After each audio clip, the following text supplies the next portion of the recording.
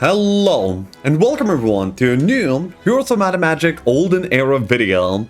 We are continuing to tier all of the heroes in the game, and now we're going to be doing Temple. This tier list is going to be like pretty accurately, I think, reflecting the situation in the current one hero ranked gameplay, okay? So if you're like more of a classical enjoyer, this might not be the one for you. However, I'm going to be going over the heroes, what they do well, and why I put them where I do. So let's get straight into it. So first of all is we have Aeos the Exalted. Aeos the Exalted is a pretty cool hero. She is the morale specialist, and Temple is a very moraleful faction. So scaling that like part of the game, part of the faction even more is actually, like pretty strong. And because of that, she is a pretty good hero. I don't really think that she goes like to the top because she relies on RNG effect that is like pretty easily counterable. There are items in the game that actually prevent the morale from like basically being like a mechanic. Basically the Spirit of Oppression, there's Olden Era variants of it. So if you're going to be going for this hero, the opponent is going to be like on high lookout for this like full counter of an item, making your hero kind of useless in the late game. So, despite being like a pretty good hero, I wouldn't put her at the top because she is very counterable, in my opinion. Next up is we have the Masterful Arena's Touch of Thaumaturgy Cleric of the faction. I don't really think that she is very good at all. You don't really want Thaumaturgy early on into the game.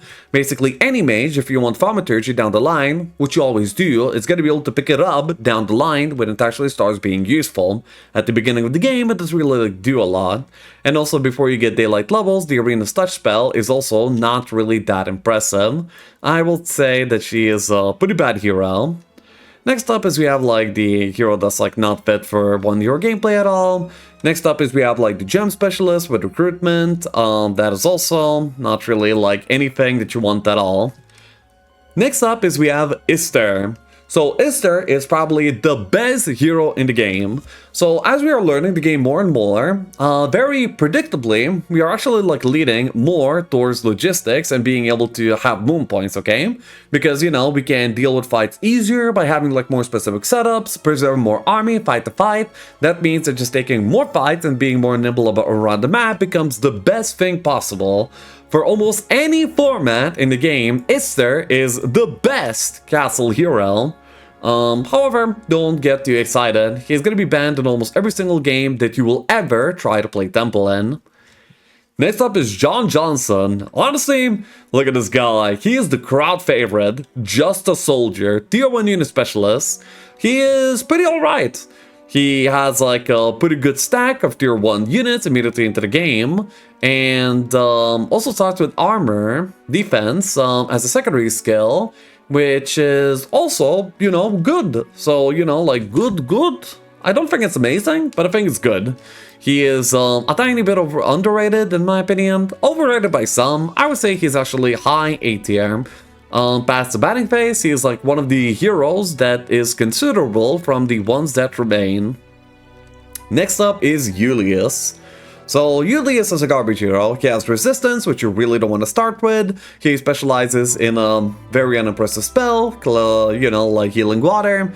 He doesn't really like do anything whatsoever. However, like the things that he has is like not as useless as like some other heroes could have. I would put him low C tier. Next up is Kandra. So Kandra starts off with Battlecraft, and she was not really considerable as like a very good hero in the faction because of this. Because, Temple is the morale faction, and then Battlecraft, if you wait, you actually cannot morale up until the most recent hotfix patch, which actually solved this issue entirely. Now, Battlecraft became like one of the best skills in the game with this fix. And Kandra has jumped right into the spotlight, being a cavalry specialist. Everyone's like looking at cavalry now, and how amazing they are. Everyone's like almost always playing it if they can like fit into their builds, and people are getting better at fitting it into their builds. So Kandra became like a really good hero. As cavalry specialist, Battlecraft hero, just amazing all round. Low S tier, hell yeah. Next up is Kestrel. So Kestrel is the tier 2 specialist, so they'll start off the game with a bunch of, you know, like Ostingers, marksmen, whatever you want them to be. And then she also has offense, so she's going to be dealing a lot of damage on her, and you're going to be picking up Shadow Blades early to deal monster damage in the early game. She clears the map like no other, and is a fantastic hero to pilot, always feels really, really good, and because of that reason, she's going to be like one of the heroes that you will most likely see be banned in almost all of the Temple games. She is S tier. Next up is we have Leon Sticky Fingers. So he's the pathfinding specialist. He will not be suffering any terrain penalties, and he also starts with scouting. Unfortunately, the formats that we play these days does not really like play to his strengths at all.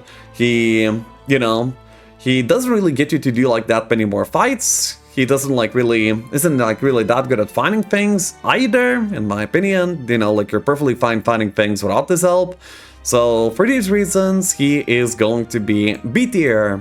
Despite having, you know, like a little bit of potential. I can see formats popping around where Leon Sticky Fingers might actually be like pretty good. Like Blitz is actually kind of in that direction, just not, you know, far enough. Next up is Leah. So some people really like Leah. She's the daylight specialist. She has like a bunch of daylight spell levels, and she's going to be able to get you to be able to cast Masterful Bless earlier than almost any other hero. However, I don't really think that's good enough. Being like a mage with like not that many redeeming qualities, just having like some daylight spell levels is not really good enough. However, it's not really trash either. I would put her in B tier. Next up is Lord Edgar. So Lord Edgar is like the most Exodia hero of the entire faction, having extra stats per every stat that you have, scaling with levels further. So basically, he gives, he used to give 25% of the attack and defense skill of the hero extra to units, so you're basically getting more stat per stat, which is really good, and especially when it scales like further too.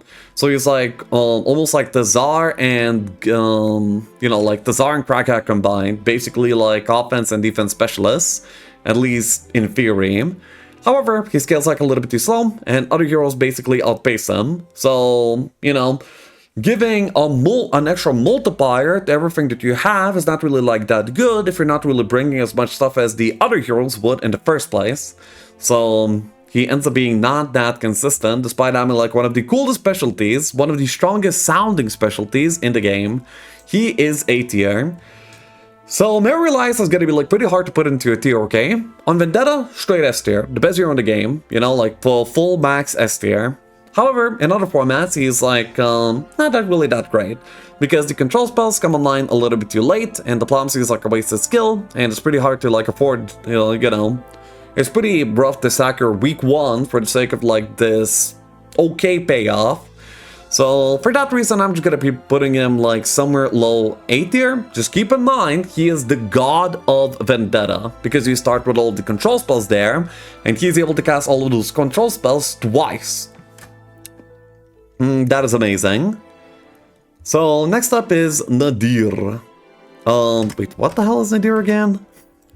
Let me double check. Oh yeah, the vulnerability guy with Nightshade. Vulnerability is not really a spell that you want in the early phase at all. Nightshade also doesn't like synergize with the faction much, and it's a really good school of magic, but you don't really like want it that early. The Mage Guild is usually not going to be accommodating many Nightshade spells either. I would say that he is not very good at all. I would put him in C tier. Next up is probably my favorite hero of the faction, Old Lord Mandall, the heroic strike specialist that actually stacks up damage taken from the opponents, on the opponents. Then they can go like leadership pretty easily, going for inspiring strike and making like infinite gamble strike setups. He clears the map like very well, and then he also has like pretty decent scaling. He is usually one of the banned free. So right now, in almost all of the highlighted games, you're going to be seeing Ister, Mandall, Kestrel ban, and for good reason. These 3 heroes are amazing, and Mandall is the combat option of the free. Next up is Pip. So, yeah, basically, up until the most recent patch, the banned free used to be Ister, Pip, and then choose one of these 2 that you don't want to play against, you know? These days, Pip fell out of favor because Inside got heavily gutted. Because the Civic Innovation, the thing that made Insight really, really good, went from giving 100% extra law to only 30% extra law. And now the Insight is not really that good of a skill. However, Pip still performs pretty well. And after the ban free, he is one of the more notable considerations for your hero pick. Getting like extra experience, getting extra stats is actually like really good in many formats. He scales pretty well, he starts pretty early. If you can get like early avatar in him, you're gonna be like soaring through the map and getting more reward for doing so. Pretty good hero. I also just love him. He looks really cool, in my opinion.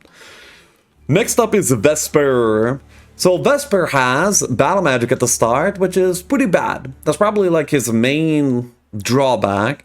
Battle magic makes your caster stats into might stats at like lesser value, which is great for late game when you already are rolling around with your mage with heavy stats, but in the early game, when you don't have any stats, the skill actually does nothing. So you're basically starting off with a dead skill for a while. The specialty of making Bless deal max damage is really cool and very nice. It's not a mistake that he's wearing the Cultist role because, you know, he really wants to get his hands like a bunch of Ravagers and make them one-shot everything on the map. If he could do that, then he would be the best hero. However, in Olden Era, you can't really like force other faction units like that consistently or easily. And starting off with battle magic is like a big liability. I would say he is low B tier. Then next up is Zenith. So Zenith is the Lightweaver specialist, and Lightweaver specialty means that she starts with 2 stacks of Lightweavers immediately into the game, so like a really good army. And she also notably has the Heavenly Blaze in her spellbook at the beginning of the game too, making her, you know, be able to like apply a good amount of flat damage to to units. Which means that she can actually like put it on Ostingers, which have double shot, and she, you know, like basically your Ostingers are dealing 150 extra damage with attacks, making some early fights actually possible. That can carry like the first PvP fight as well. Though the spell doesn't really like scale at all. She's a pretty decent hero. Some people are experimenting with her, some people are getting good results, some people are getting bad results. She's to be considered, but not really that strong in my opinion. So there we go. That is the Castle Hero roster. I would say this is an amazing roster. They're all honestly like super well-rounded, really cool, many things to choose from, and yeah, I love my temple. I hope you guys enjoyed this video, and I will be seeing you next time. Bye-bye! If you like these sort of videos, make sure to give it a like and subscribe, and catch me on Twitch. I stream almost every day on twitch.tv/LexShav. Ciao!